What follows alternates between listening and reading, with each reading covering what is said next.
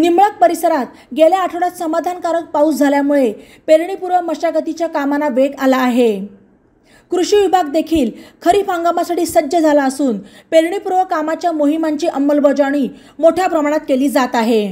घरगुती पद्धतीने बियाणे उगवण क्षमता चाचणी, बीज प्रक्रिया, शेततळे, गोगलगाय नियंत्रण, पाणी टंचाईच्या पार्श्वभूमीवर फळबागा जतन करणे, कीड नियंत्रण प्रात्यक्षिक, शेतीशाळा नियोजन, पीक तंत्रज्ञान प्रसारासाठी प्रशिक्षण, केंद्रनिहाय कर्मचारी नियुक्ती, आपत्कालीन पीक नियोजन, प्रधानमंत्री सूक्ष्म अन्न प्रक्रिया योजना, फळबाग लागवड योजना, खते, बियाणे, औषधे यांचे परवाने निर्गमित करणे, फळबागा लागवडीमध्ये तंत्रज्ञानाचा वापर, मृद नमुने, खतांचा वापर यासह 28 उपक्रमांवर विभागाने काम केले आहे।